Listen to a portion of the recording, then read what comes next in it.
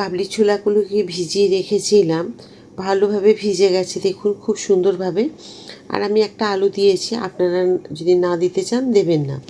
মশলা নিয়েছি আদা, রসুন, পেঁয়াজ, টমেটো, আর ঝাল যেমন খাবেন সেই রকম, আর কিছু পেঁয়াজ। আমি যে পনিরটা বাড়িতে তৈরি করেছিলাম আজকে সেটারই রান্না করব। পনিরটা অবশ্যই রেখে নেবেন। গাজর দিয়ে যে পনির আমি মশলা পনির তৈরি করেছি, খুব সহজ তৈরি করা, কিন্তু খেতে খুব সুন্দর হবে।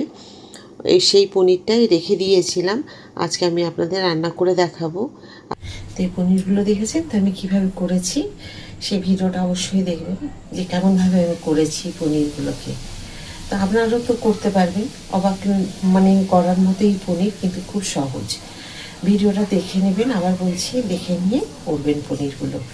আর এই যখন এই রান্না করবেন, এই পনিরের রান্না, তার স্বাদটাও কিন্তু অনেক অংশে বেড়ে যাবে। সেই যে রান্নাতেই আপনারা করুন না কেন, সে চিলি পনির করুন বা পনির বাটার পনির করুন।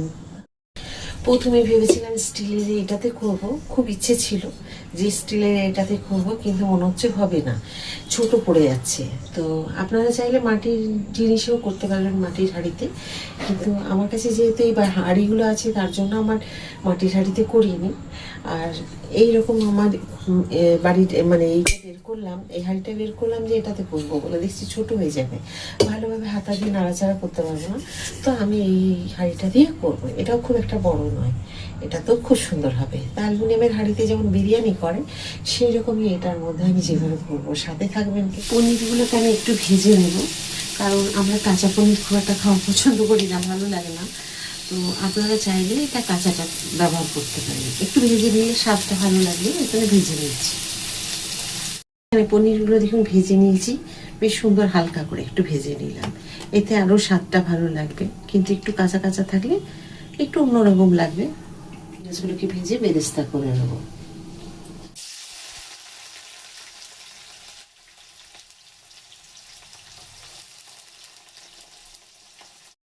বেরেস্তা দেখুন হয়ে গেছে, আমি পেঁয়াজগুলোকে এখন তুলে নেব। এই গামলাটার মধ্যে সব নিয়ে নিলাম। এখানে দিয়ে দেবো আমি, দেখুন ক্যাপসিকাম একটা ছোট সাইজে দিয়েছি টুকরো করে, একটা মিডিয়াম সাইজের টমেটো দিলাম। দিয়ে দেব এখানে মশলা,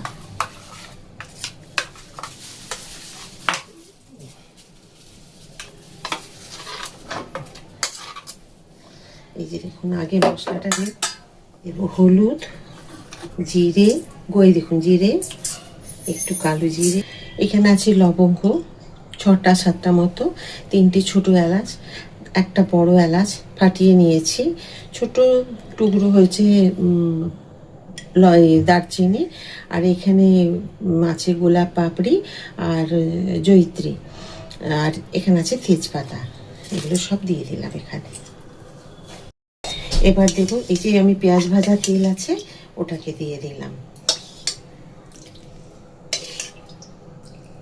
এই যে এখান থেকে দেব অল্প একটুখানি বেরেস্তা।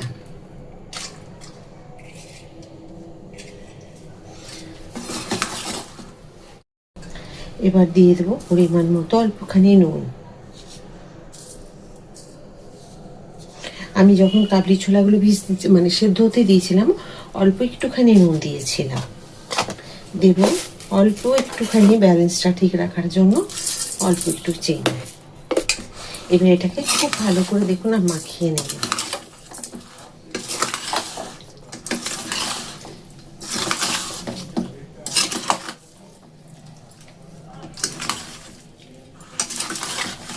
আমার যেহেতু এগুলো সব সেদ্ধ করাই আছে, এটা বেশিক্ষণ সময় লাগবে না রান্নাটা করতে। আপনারা শুধু সাথে থেকে দেখে নিন, এই রান্নাটা অসাধারণ হবে আর খুব সহজে হয়ে যাবে রান্না, সেটা আপনারা দেখলেই বুঝতে পারবেন। খুব ভালো করে দেখুন আমি মাখিয়ে নিলাম। এবারে হাঁড়িটা নেব, দিয়ে দেবো এখানে।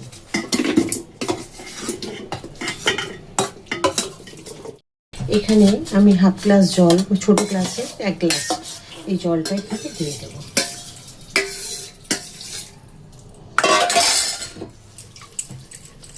ব্যাস দেখুন আমি জলের মাপটা কতটা দিয়েছি, মানে ছোট গ্লাসের 1 গ্লাস, ধরুন গ্লাসের মাপটা দেখিয়ে দিই আপনাদের। এরকম গ্লাসের আমি 1 গ্লাস জল দিলাম। যদি এবার প্রয়োজন হয় তখন গরম ফুটন্ত জল কিন্তু এতে মেশাতে হবে। এখানে দিয়ে দেবো এই ঢাকাটা। গ্যাস জ্বালিয়ে দিয়েছি, এখানে বসালাম। যতক্ষণ না ফুটে যাচ্ছে আমি হাই ফ্লেমে রাখবো। যেই দেখবো একটুখানি গরম হয়ে ফুটে উঠেছে তখন আমি একদম লোতে করে দেবো, দিয়ে অন্তত 15 মিনিট 20 মিনিট রেখে দেবো। দেখুন ফুটে গেছে, আপনাদের খুব সামনে থেকে দেখিয়ে দিই।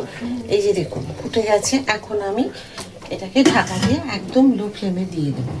এই যে দেখুন আমি এখন ফ্লেম একদম লোতে দিয়ে দিলাম, সিমে। এটা হয়ে যাবে যখন তখন আপনাদেরকে আবার দেখাবো। আমি যতবার করি মানে রান্নাটা মানে এতটাই প্রশংসা পাই, এই রান্নাটা করলে মানে খেয়েই বলবে অসাধারণ হয়। চানা মশলা আমি করে আপনাদের দেখিয়েছি অনেক রকমভাবে, কিন্তু একবার এইভাবে পনির দিয়ে মশলা পনির যেটা আমি করেছি সেই পনির দিয়ে, বা আমি প্লেন পনির দিয়েও আপনারা করতে পারেন। প্লেন পনির দিয়েও খুব ভালো লাগবে। এই আমি যে পনিরটা করেছি ওই পনির দিয়েই যে করলে টেস্ট হবে তা নয়, কিন্তু পদ্ধতিটা যেভাবে আমি কাবলি চানা ভিজিয়ে যেভাবে করেছি ওইভাবে করে দেখুন, অসাধারণ হবে খেতে। আর এই রান্নাটা একবার খেলে কিন্তু কোনো আপনারা চানা মশলার কোনো রান্না আর বাড়ির লোক খেতে চাইবে না। এবার ঢাকাটা আমি খুলে নেব। দেখুন মানে কি বলবো, একদম জল দেখুন কমে গেছে। আমি যেটুকু জল দিয়েছি যথেষ্ট। অন্তত 15 মিনিট হয়ে গেল আমি দমে রেখে মানে লো ফ্লেমে রেখেছি। এবারে আপনাদের দেখিয়ে দিচ্ছি।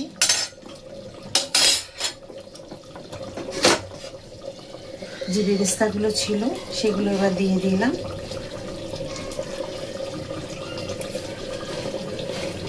আর যে পনিরগুলো ছিল সেগুলো আমি এখানে দিয়ে দিলাম।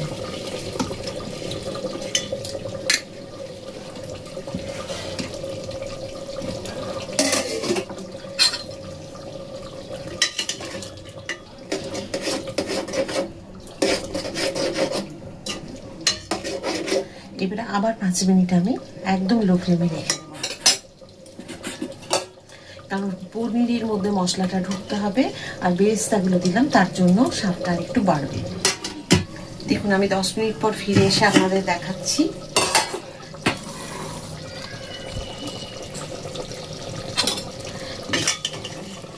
কিরকম হয়েছে দেখতে। এটা ছোট হাঁড়িটা হলে ভালো হতো, কিন্তু নাড়াচাড়া করতে পারবো না বলে আমি বড় হাঁড়িতে বসালাম। দেখুন কালারটা দেখেছেন। এরপর দেখুন আমার বাড়ির তৈরি যে বাড়িতে যে আমি ঘি তৈরি করি সেই টাটকা মালাই, একদম কোনো বাসি নয়, এই মালাইটাকে আমি দিয়ে দেবো সবার শেষে।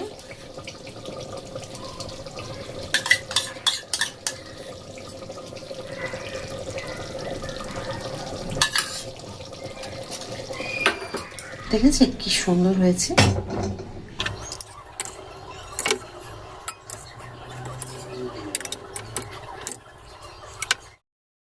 তো কেমন হয়েছে আজকের এই রান্না। আমি সাথে দিয়েছি প্লেন রুটি একদম, এর সাথে আপনারা paratha, naan, butter, kulcha, biryani, fried rice, ভাত আর প্লেন রুটি তো দেখাচ্ছি, যেটা দিয়ে খুশি আপনারা খেতে পারেন।